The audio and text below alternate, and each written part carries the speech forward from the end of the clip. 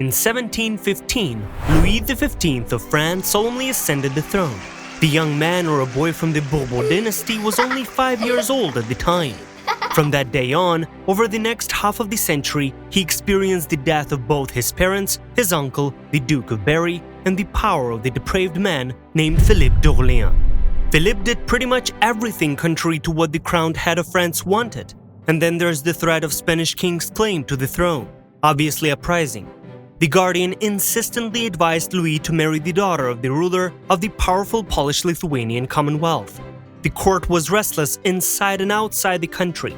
The alliance with the Confederation was therefore not interfering in the king's personal things. They forced marriage.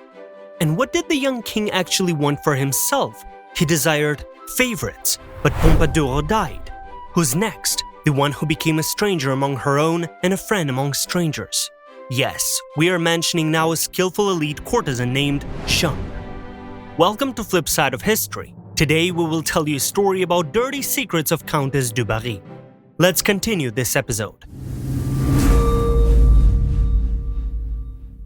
Who she was prior to the pleasure purveyor. By that time, the elderly monarch had plunged into an extended depression. For 19 years he was with the named marquise, and they were almost glued to each other. He didn't trust anyone anymore and didn't want to see anyone. But a few years before that, from a vicious relationship between an unknown Franciscan friar and a seamstress Anne Bécu, somewhere in the vast mountainous region of Lorraine, exhausted by a German accent, Jeanne was born. Her mother taught her to sew dresses and sell all sorts of things. And her stepfather, Dumanceau, her mother became his stewardess, placed the girl in a convent. And she was there until she turned 15 years old. The milliner, in addition to practicing her main business and selling various things, learned such deeds that kill any depression in any man. Maybe you already guessed what do we mean. Engage in intimate pleasures, but only with rich gentlemen. One of them was Count du Barry, who visited a special boarding house. Yes, many boarding houses in the country were not at all for noble maidens, but for secret affairs. Undisputably, the Count was passing through Vaucouleurs. According to another version, he met her already in Paris. Her last lover brought her there for company. The adventurous path to the position of king's courtesan. The main thing is that the aristocrat, fed up with ordinary girls of easy virtue, fell in love with a fairly simple and attractive young woman who was doing the devil knows what in bed. Jean-Baptiste, that was the Count's name, of course was in no hurry to marry the openly spoiled girl. At first, he just settled her in his estate, in Du Barry. This is in Champagne, north of Burgundy or Bourgogne. In the beautiful estate, the girl showed what she could also do with high-ranking friends of the aristocrat, with whom, by the way, Louis XV himself often met. But she was not the wife of the Count, but of his drunken brother, who received a little money for his participation in the play. The Count himself had humongous plans, to get a certain amount of money becoming Jeanne's pimp. Du Barry introduced her to the court. You should know this nobleman had a nickname given to him by other nobles, a provider of pleasures.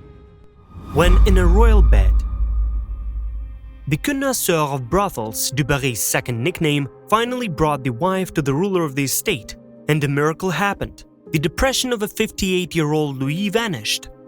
The horrible fact that his first wife, the Polish Maria Leszczyńska and Marquise de Pompadour, were dead seemed to him for the first time as a trivia. All of a sudden, the grief disappeared. He was fascinated by the charm, spontaneity, and natural movements of the fresh young countess. The lady was not at all ashamed of the monarch. No wonder such a rich practice. Others were already sick of the ruler's regular pretentiousness, and here was downright natural behavior. It's like he's just an ordinary young man who simply fell in love. Jeanne taught him things he didn't know he was still capable of. Pompadour simply admired Louis, and this one perceived him as a regular guest of the house. After 4 years of this extraordinary connection, the king asked that Jeanne's marriage to the Count be dissolved. And then she got a position at the court, becoming, in essence, a maître d'hôtel here. She decided whom to let and whom not to let to the ruler of the kingdom. She adored unlimited freedom. Louis trusted the blonde just as he trusted Marquise de Pompadour. But what was Madame Jeanne's policy within the walls of his palace? Jeanne's heap of dirty secrets provoked contempt for her. After just a few months of such relations, some of the inhabitants of the royal court, first of all the ladies, began to evade the vulgar lady from Lorraine, hardened in Champagne. Upon learning all about her, she was despised for her low origin. They were, so to speak, blue-blooded, and there was a red liquid in her veins, yet she was among them. It was a shame for the nobility to be next to a divorcee who had a turbulent street past. It is known that only the name of the countess remained in it. Countess du Barry was called out of a fawning. Jeanne's main enemy, as expected, will be the future queen of France, Marie Antoinette. So the potential bride of the king's son, in one of her letters, dubbed du Barry the most stupid and unashamed creature imaginable. It's all about Marie's national mentality. The Germans didn't practice such an excessive debauchery. The phrase about the creature was whispered to each other, from one nobleman to another. It was found out that the boarding house, where Jeanne had been after the convent, was an elite brothel. And a lot of people were jealous, being concubines, passing in bed for many days, a kind of casting for the position of favorite woman. They were rejected by the king. Well, the prime minister personally turned on the royal favorite, Etienne François, born de Choiseul. After the first meeting with the former countess, he noted that her manners betrayed her way too much as a provincial girl. But his main dislike was not caused by this. It's just that du Barry took the very place where they're supposed to be the minister's sister. It was just anyone but the Duchesse de Grandmont. She would have influenced the king in a way that Choiseul wanted. Personal participation in intrigues. As a consequence, Jeanne realized that she had to fight for the status she had received, or she would simply be replaced. The woman began to make friends in the camp of ordinary people, of the same origin as her. Many of them were sentenced to death for their heinous crimes, political ones. We know that the beginning of the 1770s was the time when France was shrouded by the Great War, which would begin at the end of the following decade. Openly, with the help of the king, Jeanne saved poor people from execution who were involved in various insignificant offenses. But secretly she hid more dangerous for the very existence of the country, people, intriguing them. The king died of smallpox in the spring of 1774. The Dauphin, his son Louis XVI, inherited a power with huge debts and unresolved foreign and domestic political problems. And the queen was the one who hated Jeanne more than any other nobles. The high-born German woman outright sneered at her. Life under the veil of humiliation. Marie Antoinette, the enemy number one, first royal deed was to deprive Jeanne of all privileges, in which she was helped by enemy number two, the scoundrel Choiseul, whom Jeanne was able to dismiss at one time. The pair managed to get her expelled from Paris. She left the city in a rich carriage with an honorary cortege, and the opal was pretty much short-lived. The son of the one she had faithfully served restored justice by granting her a pension and allowing her to live in the capital again. The not-so-young lady was no longer obliged to earn a living with her own body. On the contrary, she ordered young womanizers for herself. From that moment on, she became one of the most hated representatives of the aristocracy for the common people. Another way of saying it, she was now mocked not only at court, but also in taverns, boarding houses, and average markets. Although it's not the end of our story, there was also a nobleman, the 8th Duc de Brissac, the owner of the highest castle in the country, one of those fortresses on the Loire. He took her as his wife, but how or why? The ill-wishers began to choke with envy. The full name of Jeanne's new husband is Louis Hercule Timoleon de Causse. He introduced her to a society where she was already respected, without looking at her past. Times were turbulent. Now, on the contrary, aristocrats hid in corners like cockroaches.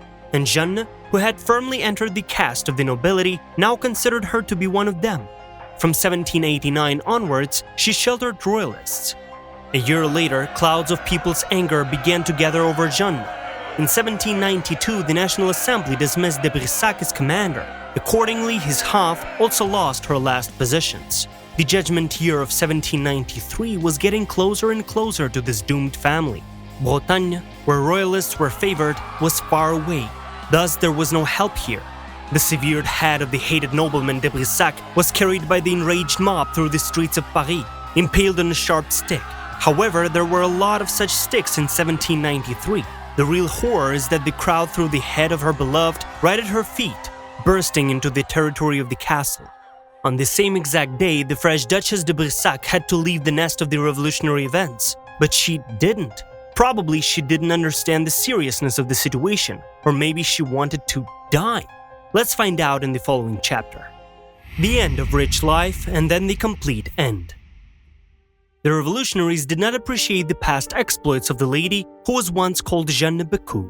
After all, she had several times sheltered commoners for petty crimes and riots.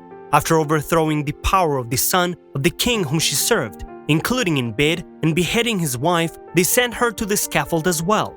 Yet, the revolutionaries also put each other under the guillotine. Sadly, many of the ordinary Parisians saw in the aforementioned girl of easy behavior a symbol of the decay of the monarchy. Such a decay reigned for centuries, but for various reasons Jeanne was appointed sort of responsible for it. Just a moment later, the crowd let out a shout of joy. The guillotine worked flawlessly. In the basket was the head of a beautiful woman, the last favorite woman of the smeared man of France, Louis XV. But no one of those who had once fabulous pleasures with her even tried to save her.